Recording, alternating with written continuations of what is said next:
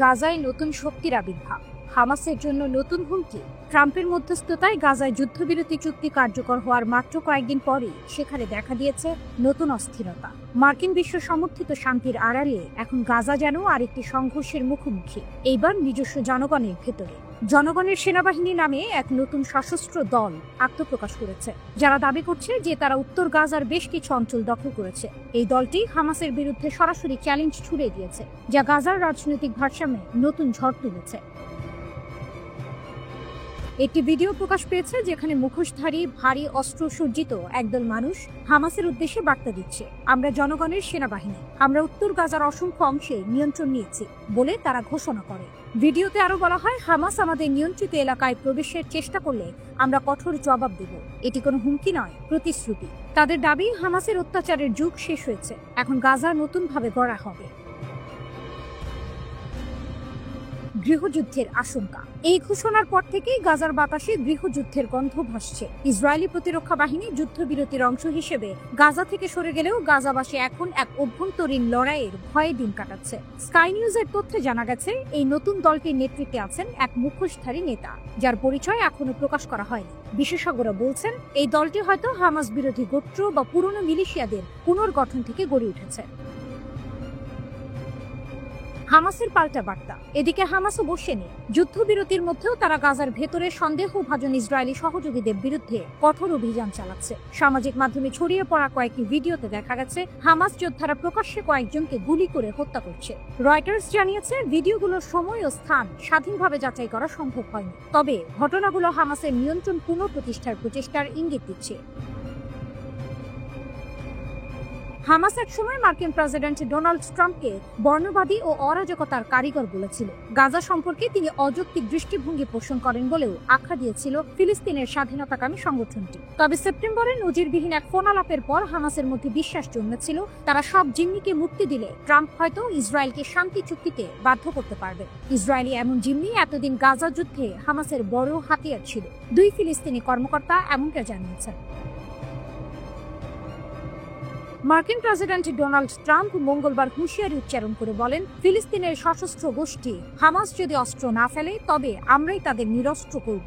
মধ্যপ্রাচ্য সফরে গিয়ে গাজা যুদ্ধবিরতির চুক্তি উদযাপন করার একদিন পরে ট্রাম্প এই বক্তব্য দিয়েছেন। তিনি আরো বলেন, তারা জানে আমি খেলা খেলছি না, এটা খুব দ্রুত হবে এবং সম্ভবত সহিংসভাবে। ট্রাম্প বলেন, আমি হামাসকে বলেছি তোমরা নিরস্ত্র হবে এবং তারা বলেছে জি স্যার, আমরা নিরস্ত্র হব। তিনি জানান, এই বার্তা তিনি সরাসরি নয়, বরং আমার লোকদের মাধ্যমে হামাসের কাছে পৌঁছে দিয়েছেন। তবে তিনি স্পষ্ট করেননি হামাসকে নিরস্ত্র করার ক্ষেত্রে কারা অংশ নেবে বা এতে যুক্তরাষ্ট্রের সামরিক বাহিনী জড়িত থাকবে কিনা। যুদ্ধবিরতিতে গাজায় ফের শক্ত হাতে নিয়ন্ত্রণ নিচ্ছে হামাস। যুদ্ধবিরতির পর গাজায় যেন নতুন এক অধ্যায় শুরু হয়েছে। ধ্বংসস্তূপের ভেতর রক্তে মিশে আছে নিয়ন্ত্রণের লড়াই, আর সেই শূন্যতার মাঝে আবার মাথা তুলেছে হামাস। নিজের পতাকা উঁচু করে ঘোষণা করছে, গাজা এখন আমাদের। গাজার রাস্তায় দেখা গেছে মুখোশধারী সশস্ত্র হামাস গোষ্ঠীদের টহল। সিএনএন এর প্রতিবেদনে বলা হয়েছে, ইসরায়েলি বাহিনীর দখলমুক্ত উত্তর গাজার কয়েকটি এলাকায় হামাসের নিয়ন্ত্রণ ফের প্রতিষ্ঠিত হচ্ছে। বাজারে, রাস্তায়, ধ্বংসপ্রাপ্ত ভবনের সামনে সর্বত্রই তারা ফিরিয়ে আনছে সেই পুরনো কর্তৃত্বের আবহ। যুদ্ধবিরতির কয়েকদিন পরেই হামাস শুরু করেছে সহযোগীদের শিকার অভিযান। তাদের দাবি, গাজায় ইসরায়েলের হয়ে কাজ করা বিশ্বাসঘাতকদের খুঁজে বের করা এখন সবচেয়ে গুরুত্বপূর্ণ কাজ। এই কঠোর পদক্ষেপের পেছনে রয়েছে স্পষ্ট বার্তা, গাজা নিয়ন্ত্রণ কোনো বিদেশি বা প্রতিদ্বন্দ্বী দলের হাতে যাবে না। আশরাক আল আওসাত জানিয়েছে, জাবালিয়া এবং আশপাশের শিবিরগুলোয় হামাসের অভ্যন্তরীণ নিরাপত্তা বাহিনী এবং সামরিক গোয়েন্দা ইউনিট পুরোপুরি মোতায়েন রয়েছে। তারা এখন শুধু টহল নয়, তথ্য সংগ্রহ ও অভিযানও চালাচ্ছে। কিন্তু এই দৃশ্যপটের ভেতরেও লুকিয়ে আছে নাটকীয় মোড়। দক্ষিণ গাজায় কিছু স্থানীয় গোষ্ঠী হামাসের এই পুনর্গঠনের বিরোধিতা শুরু করেছে। প্রতিবেদনে বলা হয়েছে, এই গোষ্ঠীগুলোর পেছনে ইসরায়েলের প্রত্যক্ষ সহায়তা রয়েছে বলে অভিযোগ উঠেছে। তবুও হামাস পিছু হটেনি, বরং একে একে প্রতিটি চ্যালেঞ্জকে তারা পরিণত করছে শক্তিতে। হামাসের মুখপাত্র জানিয়েছেন, আমরা বেসামরিক প্রশাসনের দায়িত্ব অন্যদের দিতে প্রস্তুত, কিন্তু আমাদের অস্ত্র কখনো জমা দেব না। এই বক্তব্যে স্পষ্ট হয়ে যায়, হামাসের জন্য অস্ত্র শুধু প্রতিরক্ষা নয়, অস্তিত্বের প্রতীক। বন্দি বিনিময়ের সময় গাজার রাস্তায় হামাসের বিশাল সামরিক কুচকাওয়াজে সেই অস্তিত্ব যেন আরো স্পষ্ট হয়েছে। কালো পতাকা, মুখোশধারী যোদ্ধা আর স্লোগানে গর্জে উঠেছে গাজা, যেন বার্তা দিয়েছে আমরা এখনো আছি এবং শক্তিশালী। তবে ইসরায়েল ও পশ্চিমা শক্তিগুলো এটিকে দেখছে ভিন্ন চোখে। তারা আশঙ্কা করছে এই পুনর্গঠন ভবিষ্যতের আরো সংঘর্ষের পূর্বাভাস হতে পারে। তবুও বাস্তবতা একটাই, গাজায় এখন হামাস ফিরে এসেছে। ধ্বংসের মাঝে তারা গড়ছে নতুন শৃঙ্খলা, নতুন বাস্তবতা। শত্রু ভাবছিল তারা ভেঙে পড়বে, কিন্তু হামাস ফিরেছে আরো দৃঢ়, আরো নিয়ন্ত্রিত, আরো শক্ত হাতে। গাজার মাটিতে যুদ্ধ থেমেছে হয়তো, কিন্তু শক্তির লড়াই চলছে এখনো। হামাস জানিয়েছে তাদের লক্ষ্য হলো গাজায় নিরাপত্তা শূন্যতা ও লুটপাট ঠেকানো আর অরাজকতা বন্ধ করা। ফিলিস্তিনি ছিটমহল গাজায় হামাস যে নিরাপত্তা অভিযান পরিচালনা করছে তার জন্য তাদের একটি সবুজ সংকেত দেওয়া হয়েছে বলে যুক্তরাষ্ট্রের প্রেসিডেন্ট ডোনাল্ড ট্রাম্প জানিয়েছেন। গাজা যুদ্ধ শেষ করার জন্য ট্রাম্প যে পরিকল্পনা হাজির করেছেন তাতে সম্মতি দিয়ে চুক্তি স্বাক্ষর করেছে ইসরায়েল ও হামাস। ট্রাম্পের এই পরিকল্পনার প্রস্তাব অনুযায়ী গাজা যুদ্ধ শেষ করতে ফিলিস্তিনি স্বাধীনতাকামী সংগঠন হামাসকে অবশ্যই নিরস্ত্রীকরণ করতে হবে এবং গাজার শাসন ক্ষমতা থেকে তাদের সরে যেতে হবে। ইসরায়েলের বহুমুখী যুদ্ধে কিভাবে ইয়েমেনের বিদ্রোহীরা হলো আঞ্চলিক শক্তি? গাজায় যখন যুদ্ধবিরতির নরম আলো জ্বলছে তখন মধ্যপ্রাচ্যের আকাশে আরেকটি নীরব পরিবর্তন ঘটেছে। ইয়েমেনের হুথি যোদ্ধারা, যারা 2 বছর ধরে ইসরায়েল ও তার মিত্র জাহাজের উপর অবিচল হামলা চালিয়েছিল, হঠাৎই থেমে গেছে। কিন্তু থেমে গিয়েও তারা এখন আলোচনার কেন্দ্রে, কারণ এই থেমে যাওয়া মানে পরাজয় নয়, বরং শক্তির প্রকাশ। হুথি নেতা আব্দুল মালিক আল হুথি তার যোদ্ধাদের নির্দেশ দিয়েছেন, যতক্ষণ ইসরায়েল গাজায় যুদ্ধবিরতি মানবে ততক্ষণ আমরাও থামব। এক সৌদি সূত্র জানিয়েছে এই সিদ্ধান্ত ইসরায়েলের সঙ্গে নয়, ফিলিস্তিনিদের সঙ্গে সংহতি থেকেই এসেছে। এটাই হুথিদের শক্তির প্রকাশ, তারা আলোচনা ছাড়াই নিজেদের নিয়ম তৈরি করে। ইসরায়েল ও হামাসের যুদ্ধ যখন মধ্যপ্রাচ্যকে কাঁপিয়ে দিচ্ছিল তখন হুথিরা নিঃশব্দে কিন্তু কার্যকরভাবে নিজেদের অবস্থান বদলে নিচ্ছিল। একসময়ের বিদ্রোহী গোষ্ঠী আজ এক গুরুত্বপূর্ণ আঞ্চলিক শক্তিতে পরিণত হচ্ছে। কিংস কলেজ লন্ডনের প্রতিরক্ষা বিশ্লেষক আন্দ্রেয়াস গ্রিগ বলেন, মাত্র 2 বছরে হুথিরা এক অরাষ্ট্রীয় শক্তি হিসেবে অসাধারণ সামরিক সক্ষমতা দেখিয়েছে। লোহিত সাগরে তাদের আক্রমণ বিশ্ব বাণিজ্যকে কাঁপিয়ে দিয়েছে। ইউরোপ থেকে এশিয়াগামী জাহাজগুলোকে বাধ্য করেছে আফ্রিকার দক্ষিণ প্রান্ত ঘুরে যেতে, ফলে সামুদ্রিক বাণিজ্য 70% পর্যন্ত কমে গেছে। ইসরায়েলি প্রতিশোধের মধ্যেও হুথিরা একের পর এক আঘাত হেনেছে। দক্ষিণ ইসরায়েলের র্যামন বিমানবন্দর থেকে শুরু করে ইলাতের হোটেল, তাদের মিসাইল হামলা বারবার ইসরায়েলি প্রতিরক্ষাকে অচল করেছে। মার্কিন যুক্তরাষ্ট্র যখন ইয়েমেনে হামলা চালায় তখনও হুথিরা থামেনি, বরং পাল্টা আক্রমণে বাধ্য করেছে আমেরিকাকে পিছু হটতে। লেবাননের বিশ্লেষক আলী রিজক বলেন, হুথিরা আমেরিকাকে ইসরায়েল থেকে আলাদা হতে বাধ্য করেছে। এটা ছোট কিছু নয়। আমেরিকা $1 বিলিয়নেরও বেশি খরচ করেও ইয়েমেনের আকাশে শ্রেষ্ঠত্ব দেখাতে ব্যর্থ হয়েছে।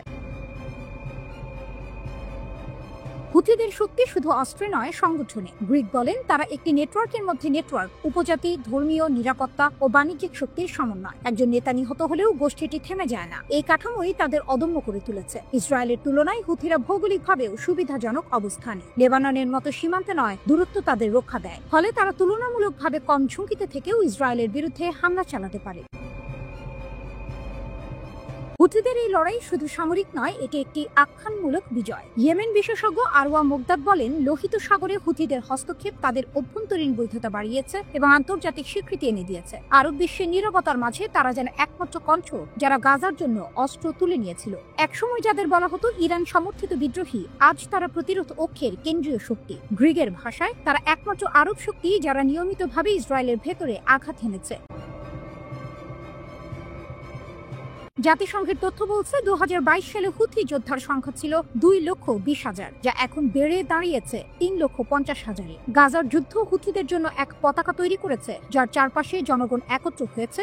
যদিও শাসন ব্যবস্থা দুর্বল, তবুও সমর্থন বেড়েছে।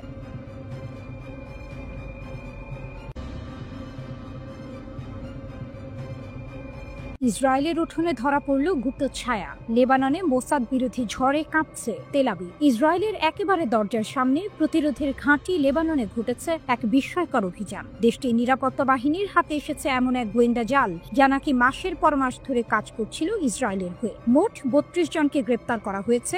অভিযোগ, তারা সবাই মোসাদের জন্য তথ্য সংগ্রহ করেছিল। একজন বিচার বিভাগীয় কর্মকর্তা সংবাদ মাধ্যম এএফপি-কে জানিয়েছেন, যুদ্ধবিরতি কার্যকর হওয়ার আগেই 6 জন সন্দেহভাজনকে আটক করা হয়েছিল। বাকিদের মধ্যে 9 জনের বিচার ইতিমধ্যেই সম্পন্ন হয়েছে লেবাননের সামরিক আদালতে। বাকি 23 জন এখনো জিজ্ঞাসাবাদের মুখে।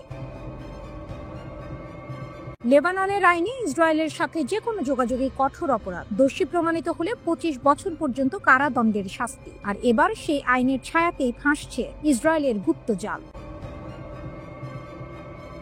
হিজবুল্লাহর শত্রুদের উন্মোচন। লেবাননের কর্মকর্তারা জানিয়েছেন, ধরা পড়াদের অনেকেই হিজবুল্লাহ সদস্যদের নাম, অবস্থান, এমনকি তাদের চলাচলের সমন্বয় তথ্য সরবরাহ করছিল ইসরায়েলি গোয়েন্দাদের কাছে। সেই তথ্যের সূত্র ধরেই ইসরায়েল সাম্প্রতিক হামলায় হিজবুল্লাহর একাধিক জ্যেষ্ঠ নেতাকে লক্ষ্যবস্তুতে পরিণত করেছিল বলে সন্দেহ। বিচার বিভাগের সূত্র আরও জানায়, 2 দোষী সাব্যস্ত গুপ্তচরকে 7 ও 8 বছরের সশ্রম কারাদণ্ড দেওয়া হয়েছে। আরেকজন হিজবুল্লাহর সাথে যুক্ত এক ধর্মীয় গায়ক, তার বিরুদ্ধে অভিযোগ অর্থের বিনিময়ে মোসাদের জন্য কাজ করেছিলেন।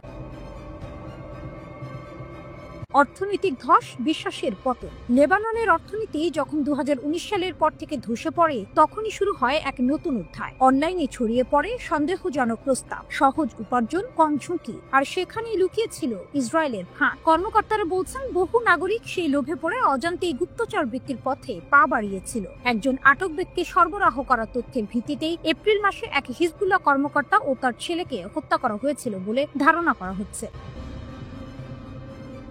প্রতিরোধের ঘাঁটিতে বজ্রপাত। নিরাপত্তা সূত্র জানিয়েছে, ইসরায়েল হিজবুল্লাহর সাথে সম্পর্কিত যানবাহনের তথ্য, ঠিকানা ও স্থাপনার ছবি চাইছিল, কিন্তু এজেন্টকে এমনকি বৈরুতের অস্ত্র ডিপো ও কমান্ড সাইট পর্যবেক্ষণের দায়িত্ব দেওয়া হয়েছিল। কিন্তু এবার সেই নেটওয়ার্ক ভেঙে দিয়েছে লেবাননের গোয়েন্দারা। হিজবুল্লাহর সতর্কবার্তা। হিজবুল্লাহর ঘনিষ্ঠ সূত্রগুলো জানিয়েছে, যে হাত আমাদের ভিতর থেকে বিশ্বাসঘাতকতা করবে তাকে আমরা রেহাই দেব না। প্রতিরোধ ফ্রন্ট এখন আগের চেয়ে আরো সতর্ক, আরো ঐক্যবদ্ধ। তাদের মতে এই অভিযান শুধু কয়েকজন গুপ্তচরকে ধরার ঘটনা নয়, এটি ইসরায়েলের মুখে সোজা এক টপেটাঘাত। লেবাননের প্রতিরোধের প্রতিজ্ঞা আর জনগণের বিশ্বাস, সব মিলিয়ে এখন তেল আবিবের নিঃশ্বাস ঘন। কারণ লেবানন শুধু বন্দী করেছে 32 জন সন্দেহভাজনকে নয়, তারা ধরেছে ইসরায়েলের গোপন চোখ, সেই অন্ধকারের চশমা যার আড়ালে লুকিয়েছিল প্রতিরোধকে দুর্বল করার ষড়যন্ত্র। হিজবুল্লাহর পতাকা এখনো উঠছে, দক্ষিণ লেবাননের বাতাসে এখনো শোনা যাচ্ছে প্রতিরোধের স্লোগান। বার্তা স্পষ্ট, গুপ্তচর ধরা পড়েছে, কিন্তু প্রতিরোধ এখনো জীবন্ত, আরো শক্তিশালী।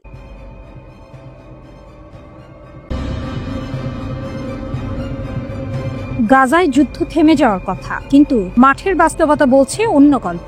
যুদ্ধবিরতির আগের রাতেই হামাস আবারও প্রাণঘাতী বার্তা পাঠিয়েছে ইসরায়েলকে। ইসরায়েলি প্রতিরক্ষা বাহিনী আইডিএফ জানিয়েছে, গাজার উত্তরাংশে 7টি এলাকায় হামাসের এক স্নাইপারের গুলিতে নিহত হয়েছেন ইসরায়েলি সেনা মাইকেল মর্দেকাই নাখমানি। তিনি ছিলেন আইডিএফ এর কমব্যাট ইঞ্জিনিয়ারিং ব্যাটালিয়নের সার্জেন্ট ফার্স্ট ক্লাস, দক্ষিণ ইসরায়েলের ডিমোনা শহরের বাসিন্দা। এই ঘটনা ঘটেছে ঠিক তখন যখন ইসরায়েল যুদ্ধবিরতির প্রথম ধাপে গাজা থেকে সেনা প্রত্যাহার শুরু করেছে। অর্থাৎ যুদ্ধ শেষ হওয়ার ঠিক আগ মুহূর্তে হামাস যেন বলল, আমরা এখনো আছি।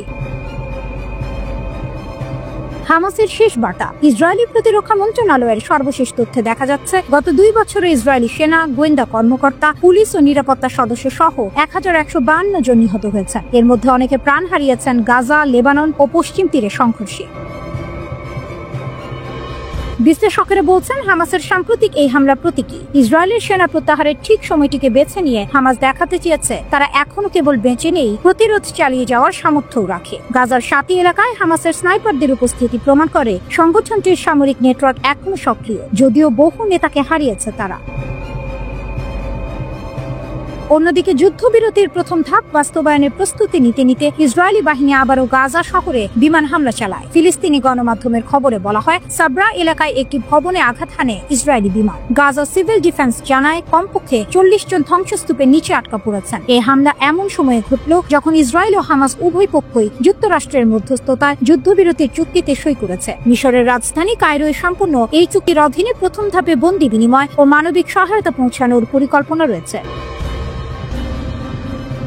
কিন্তু বাস্তবে গাজায় এখনো চলছে গোলাগুলি ও হামলা। ফলে প্রশ্ন উঠছে, চুক্তি শুরু হওয়ার আগেই যদি রক্ত ঝরে তবে যুদ্ধবিরতি কতটা টিকবে? হামাসের শক্তি, ইসরায়েলের দুশ্চিন্তা। ইসরায়েলি বিশ্লেষকেরা মানছেন 2 বছরের কঠোর অভিযানে হামাসের সামরিক কাঠামো ক্ষতিগ্রস্ত হলেও পুরোপুরি ধ্বংস করা সম্ভব হয়নি। সংগঠনটি গাজা শহরের ভেতরে তৈরি বিশাল সুড়ঙ্গ নেটওয়ার্ক, স্থানীয় সহায়তা ও যুদ্ধ কৌশল দিয়ে এখনো ইসরায়েলি সেনাদের চাপে রাখতে পারছে। একজন পশ্চিমা নিরাপত্তা বিশ্লেষক বলেন, হামাস এখন আর শুধু একদল যোদ্ধা নয়, এটি এক প্রতিরোধের প্রতীক। যতদিন গাজা অবরুদ্ধ থাকবে ততদিন এই প্রতিরোধের আগুন টিকে থাকবে। গাজায় ইসরায়েলি হামলায় 67,000-এর বেশি মানুষের মৃত্যু হয়েছে। ইসরায়েলি হত্যাযজ্ঞকে গণহত্যা হিসেবে অভিহিত করেছে জাতিসংঘ সহ বিভিন্ন আন্তর্জাতিক মানবাধিকার সংস্থা।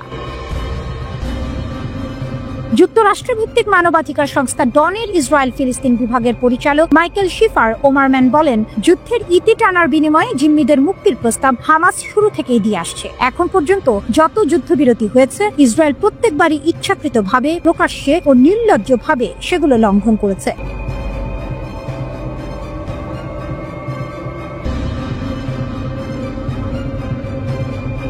ইরানি ক্ষেপণাস্ত্র পাল্লা থেকে সব সীমা তুলে নিলেন খামেনি। তেহরানের সিদ্ধান্তে কাঁপছে ইসরায়েল। ইরান আবারও দেখিয়ে দিল তাদের প্রতিরক্ষার সিদ্ধান্তে কারো হাত নেই। দেশের সর্বোচ্চ নেতা আয়াতুল্লাহ আলী খামেনি নাকি তুলে নিয়েছেন ক্ষেপণাস্ত্র কর্মসূচির সব সীমাবদ্ধতা। এমন দাবি উঠে এসেছে ইরানের সংসদের ভেতর থেকেই। আন্তর্জাতিক সংবাদ মাধ্যম ইরান ইন্টারন্যাশনাল জানিয়েছে, ইরানের সংসদের জাতীয় নিরাপত্তা কমিটির সদস্য আহমেদ বকশায়েদ আরদেস্তানি স্থানীয় এক সংবাদ মাধ্যমে বলেছেন, ইরান তার ক্ষেপণাস্ত্র কর্মসূচি উন্নত করেছে এবং যতটা প্রয়োজন মনে করবে ততটাই উন্নত করবে। তার দাবি অনুযায়ী আগে খামেনি ক্ষেপণাস্ত্রের পাল্লা 2200 কিলোমিটার পর্যন্ত সীমিত রাখার নির্দেশ দিয়েছিলেন, কিন্তু এখন সেই সীমা তুলে নেওয়া হয়েছে। এর মানে ইরানের ক্ষেপণাস্ত্র এখন শুধু মধ্যপ্রাচ্য নয়, ইউরোপের দিকেও তা করে থাকতে পারে।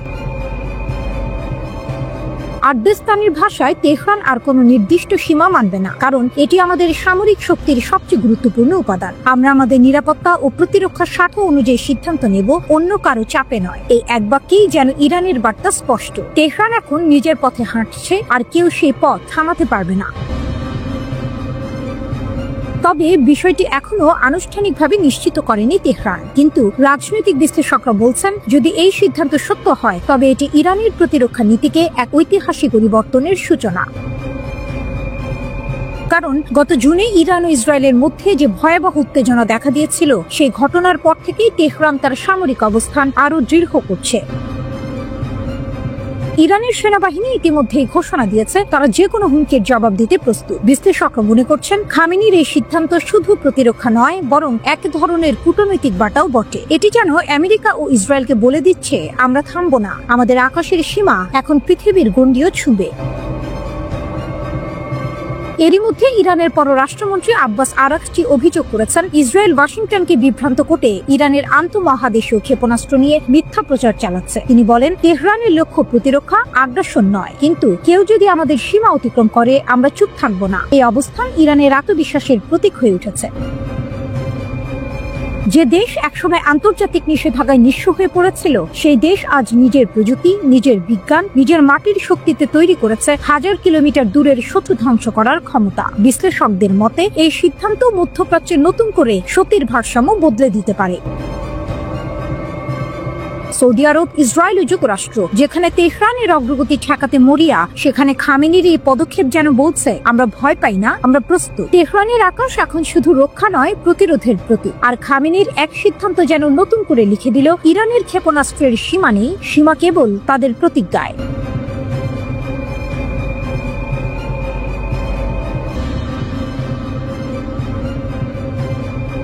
নেতানিয়াহুর সতর্কতা, কিন্তু ইরানের ঘূর্ণিঝড়ে ফিরেছে শক্তির অস্ত্রাগার। 4 মাসেই তেহরানের পুনর্জন্ম। আইআরজিসির ক্ষেপণাস্ত্র প্রস্তুত, ড্রোনের চোখ জেগে আছে আকাশে। মধ্যপ্রাচ্যের আকাশে আবারও ঘন কালো মেঘ। ইসরায়েলের প্রধানমন্ত্রী বেনিয়ামিন নেতানিয়াহু সতর্ক করছেন, ইরান এখন এমন ক্ষেপণাস্ত্র তৈরি করছে যা মার আ লাগো পর্যন্ত পৌঁছাতে পারে। কিন্তু তেহরান থেকে পাল্টা গর্জন, শপথে মেরামত হয়েছে, এখন আমরা আগের চেয়ে শক্তিশালী। 4 মাস আগের 12 দিনের যুদ্ধে ইসরায়েলের সঙ্গে সংঘর্ষে বিপুল ক্ষয়ক্ষতির মুখে পড়েছিল ইরান, কিন্তু মাত্র 4 মাসে সেই ধ্বংসস্তূপ থেকে উঠে দাঁড়িয়েছে দেশটি। ইরানের Islamic revolutionary guard corps IRGC ঘোষণা দিয়েছে তাদের ক্ষেপণাস্ত্র ও ড্রোন আবারও পুরোপুরি প্রস্তুত।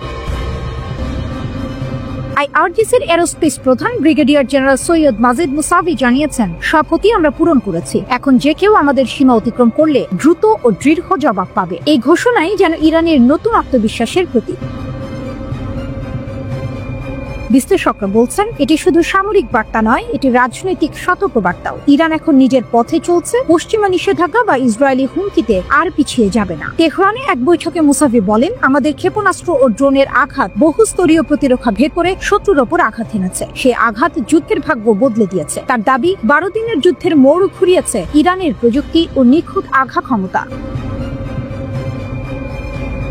প্রেস টিভির প্রতিবেদন অনুযায়ী হজ্জাতুল ইসলাম খাগানো তেহরানের ক্ষেপণাস্ত্রের ভূমিকা তুলে ধরে বলেন, আমাদের ক্ষেপণাস্ত্র ইসরায়েলের প্রতিরক্ষা ভেদ করে তাদের আত্মসমর্পণে বাধ্য করেছে। এমন বক্তব্য যেন পরিষ্কার করে দিচ্ছে ইরান এখন শুধু প্রতিরক্ষার নয়, প্রতিশোধের প্রতি। কিন্তু এই ঘোষণা শুনে যেন কেঁপে উঠেছে পশ্চিমা বিশ্ব। নেতানিয়াহু নতুন সতর্কতা দিয়েছেন, ইরান 8000 কিলোমিটার পাল্লার ক্ষেপণাস্ত্র তৈরি করছে, আর মাত্র 3000 কিলোমিটার বাড়ালেই পৌঁছে যাবে আমেরিকার মাটিতে। তার ভাষায়, ইরান যদি এই পথে এগোয়, নিউ ইয়র্ক, ওয়াশিংটন, এমনকি মার-আ-লাগো নিরাপদ থাকবে না।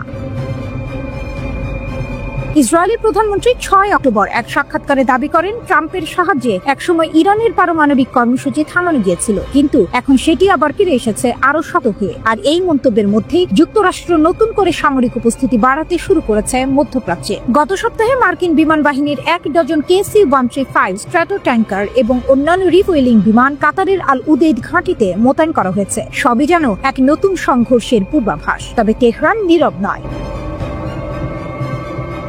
ইরানের বার্তা স্পষ্ট, আমরা যুদ্ধ চাই না, কিন্তু কেউ যদি আগুন ছোঁয় আমরা ঝড় বইয়ে দেব। 4 মাসে পুনর্গঠিত এই অস্ত্রাগার এখন ইরানের গর্ব। একটি দেশ যে একসময় নিষেধাজ্ঞায় পিষ্ট ছিল, এখন তার আকাশে ভাসছে আত্মবিশ্বাসের ডানা। আর সেই ডানা হয়তো এখন ছুঁয়ে ফেলবে দিগন্তেরও ওপারে, যেখানে নেতানিয়াহু শঙ্কা দেখেন আর ইরান রাখে নিজের গৌরব।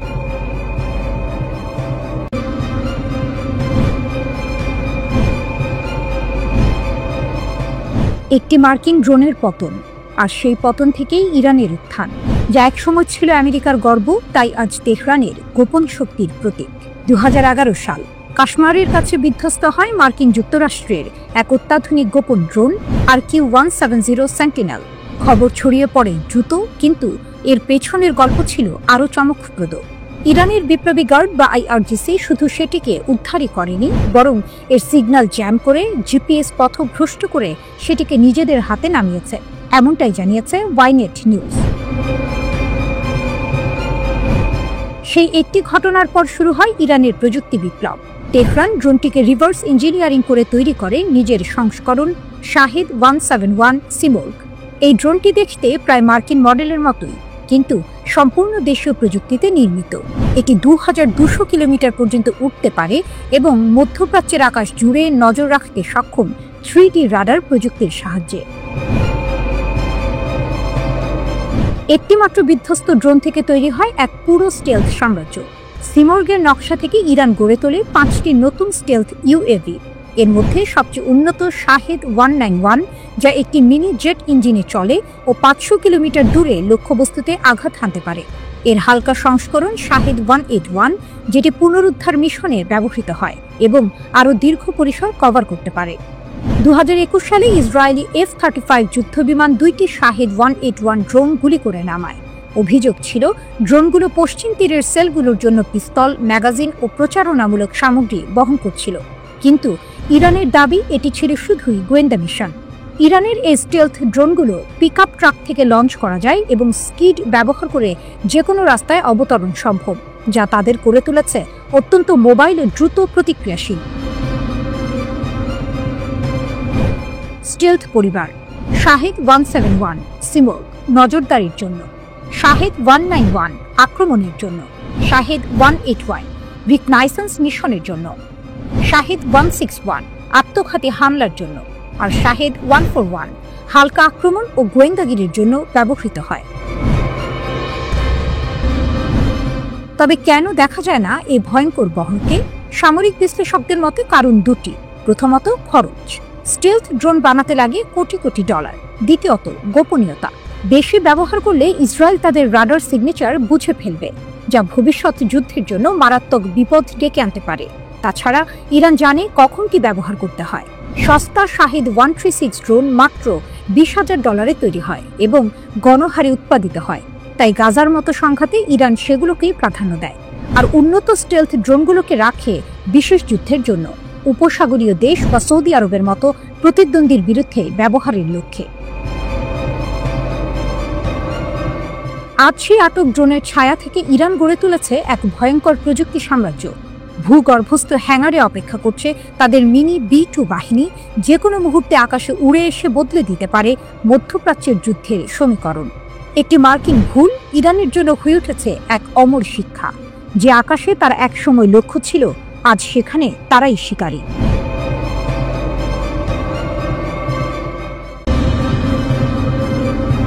তেহরানে ইরান রাশিয়ার পারমাণবিক বন্ধন আরো গভীর। নতুন চুল্লি, নতুন চুক্তি। ইরান বলছে এই শক্তি যুদ্ধের নয়, উন্নতির। তেহরানের ব্যস্ত কূটনৈতিক দিনপঞ্জিতে বিশেষ এক দিন। ইরানের আণবিক শক্তি সংস্থার প্রধান মোহাম্মদ ইসলামি বৈঠক করলেন রাশিয়ার পারমাণবিক জায়ান্ট রোসাটমের আন্তর্জাতিক বিষয়ক উপমহাপরিচালক নিকোলাই স্পাসকির সঙ্গে। এজেন্ডা একটাই, ইরান রাশিয়ার পারমাণবিক সহযোগিতা আরও এগিয়ে নেয়া। কিন্তু এই বৈঠক শুধু প্রযুক্তিগত নয়, এতে লুকিয়ে আছে এক ভূ রাজনৈতিক বার্তা। যেখানে পশ্চিমা নিষেধাজ্ঞা ইরানের শক্তিকে রুদ্ধ করতে চায়, সেখানে তেহরান মস্কোর হাত ধরে বলছে আমরা পিছিয়ে পড়ব না। 24 সেপ্টেম্বর ইসলামের মস্কো সফরের পর এই বৈঠক অনুষ্ঠিত হয়। তখনই উভয় দেশ ইরানে ছোট পারমাণবিক বিদ্যুৎ কেন্দ্র নির্মাণে সহযোগিতার জন্য একটি সমঝোতা স্মারক সই করে। এবারের আলোচনায় সেই প্রকল্পগুলোর অগ্রগতি এবং বাস্তবায়নের গতি বাড়ানোর বিষয়েই মূলত জোর দেওয়া হয়েছে। ইরান ও রাশিয়া একসঙ্গে কাজ করছে হরমুজ পারমাণবিক বিদ্যুৎ কেন্দ্র প্রকল্পে, যেখানে 4টি শক্তিশালী 1250 মেগাওয়াট ক্ষমতা সম্পন্ন চুল্লি নির্মাণের পরিকল্পনা রয়েছে। ইসলামের সফরের মাত্র 2 দিন পর দুই দেশই $25 বিলিয়ন এক ঐতিহাসিক চুক্তি সই করে, যা তাদের যৌথ পারমাণবিক যাত্রাকে নতুন উচ্চতায় নিয়ে যায়। এই চুক্তি ইরান রাশিয়ার 20 বছরের কৌশলগত অংশীদারিত্ব চুক্তির অংশ, যা জানুয়ারিতে স্বাক্ষরিত হয়েছিল। রাশিয়ান পার্লামেন্টের নিম্নকক্ষ স্টেট ডুমা ইতিমধ্যেই এই চুক্তিকে অনুমোদন দিয়েছে, যা এখন বাধ্যতামূলক রূপ পেয়েছে। এটি স্পষ্ট বার্তা দিচ্ছে তেহরান ও মস্কোর সম্পর্ক এখন শুধু বন্ধুত্ব নয়, দীর্ঘমেয়াদী কৌশলগত অংশীদারিত্ব। বৈঠকে আলোচনাকে বিস্তৃত ও ফলপ্রসূ বলে বর্ণনা করেছে ইরানের AEOI। তারা জানিয়েছে উভয় পক্ষই চলমান সহযোগিতার অগ্রগতি পর্যালোচনা করেছে এবং যৌথ প্রকল্পগুলো দ্রুত বাস্তবায়নের উপর জোর দিয়েছে। অর্থাৎ এখন কথার নয়, কাজের পালা। আরও একটি গুরুত্বপূর্ণ সিদ্ধান্ত নেওয়া হয়েছে। রোসাটমের মহাপরিচালক আলেক্সি লিকাসেভ ইরান সফর করবেন। তিনি ব্যক্তিগতভাবে বুশেহর পারমাণবিক বিদ্যুৎ কেন্দ্রের ইউনিট 2 ও 3 এর নির্মাণ অগ্রগতি পর্যবেক্ষণ করবেন। দক্ষিণ ইরানে রাশিয়ার সহযোগিতায় তৈরি এই কেন্দ্র আজ ইরানের শক্তির প্রতীক হয়ে উঠছে। বিশ্লেষকরা বলছেন এই নতুন অধ্যায় ইরানের জন্য 3টি দিক থেকে তাৎপর্যপূর্ণ। প্রথমত, এটি পশ্চিমা অবরোধের মাঝেও ইরানের প্রযুক্তিগত স্থিতি প্রমাণ করছে। দ্বিতীয়ত, এটি রাশিয়ার সঙ্গে ইরানের রাজনৈতিক ও কৌশলগত বন্ধনকে আরও দৃঢ় করছে। তৃতীয়ত, এটি ইরানের শক্তি নীতিতে স্বনির্ভরতা ও প্রতিরোধের দর্শনকে নতুনভাবে প্রতিষ্ঠা করছে। ইরান বারবার বলছে তাদের পারমাণবিক কর্মসূচি সম্পূর্ণ শান্তিপূর্ণ উদ্দেশ্যে, কিন্তু এই শান্তি যেন এক দৃঢ় শক্তির মধ্যেই নিহিত, যেখানে প্রতিটি চুল্লি শুধু বিদ্যুতের উৎস নয়, বরং ইরানের আত্মনির্ভরতার আগুন। পশ্চিম যখন চাপ বাড়ায়, ইরান তখন প্রযুক্তির আলোয় পথ খোঁজে। তেহরান এখন বার্তা দিচ্ছে পারমাণবিক শক্তি আমাদের অধিকার আর সহযোগিতা আমাদের উত্তর। উপসাগরে যুদ্ধের গল্প। ইরান বলছে আমাদের জাহাজে ছোঁয়ার চেষ্টা করলেই প্রতিশোধ হবে। উপসাগরের বাতাস যেন হঠাৎ ভারী হয়ে উঠেছে। যুক্তরাষ্ট্রের নজর এবার ইরানের তেলবাহী জাহাজগুলোর দিকে, আর তাতেই তেহরান জারি করেছে কঠোর হুঁশিয়ারি। আমাদের জাহাজে হাত দিলে সঙ্গে সঙ্গে জবাব দেওয়া হবে। লেবাননের সংবাদ মাধ্যম আল মায়াদিন জানিয়েছে ইরান ইতিমধ্যেই যুক্তরাষ্ট্রের সন্দেহজনক সামুদ্রিক নড়াচড়া শনাক্ত করেছে। ওয়াশিংটন নাকি ইরানের তেলবাহী জাহাজ আটকানোর পরিকল্পনা করছে, নামমাত্র অজুহাত নিষেধাজ্ঞা। কিন্তু তেহরান এটিকে দেখছে অর্থনৈতিক যুদ্ধ হিসেবে, যা তাদের বাণিজ্য পথ অস্থিতিশীল করতে চায়। ইরানের বার্তা স্পষ্ট, আমাদের জাহাজ বা জলসীমায় কোনো উস্কানি মানে যুদ্ধ ঘোষণা। ইরানের প্রস্তুতি। ইরানি বিপ্লবী গার্ড IRGC এবং সামরিক নৌবাহিনী ইতিমধ্যেই পারস্য উপসাগর ও ওমান সাগরে সর্বোচ্চ সতর্কতায় আছে। উপসাগরীয় ক্ষেপণাস্ত্র ঘাঁটিগুলো প্রস্তুত রাখা হয়েছে যেন মার্কিন নৌবহর সীমা অতিক্রম করলেই সঙ্গে সঙ্গে পাল্টা হামলা চালানো যায়। একজন ইরানি সামরিক কর্মকর্তা বলেন, আমাদের ক্ষেপণাস্ত্রগুলো শুধু প্রদর্শনের জন্য নয়, প্রতিটি নৌবন্দরে এখন যুদ্ধের প্রস্তুতি। ইরান আরও সতর্ক করেছে তার আঞ্চলিক মিত্রদের, কেউ যদি যুক্তরাষ্ট্রকে সাহায্য করে ইরানি জাহাজ থামানোর চেষ্টায়, তবে তারও জবাব দেওয়া হবে। ইরান আরও সতর্ক করেছে তার আঞ্চলিক মিত্রদের, কেউ যদি যুক্তরাষ্ট্রকে সাহায্য করে ইরানি জাহাজ থামানোর চেষ্টায়, তবে তারও জবাব দেওয়া হবে। যুক্তরাষ্ট্রের নতুন পরিকল্পনা। বিভিন্ন আন্তর্জাতিক সূত্র বলছে, যুক্তরাষ্ট্র স্ন্যাপব্যাক নিষেধাজ্ঞা এবং প্রলিফারেশন সিকিউরিটি ইনিশিয়েটিভ PSI কাঠামোর আড়ালে ইরানের তেল রপ্তানি রুদ্ধ করার চেষ্টা করছে। তাদের লক্ষ্য ইরানের তেল আয় রোধ করে তেহরানের অর্থনীতি চেপে ধরা।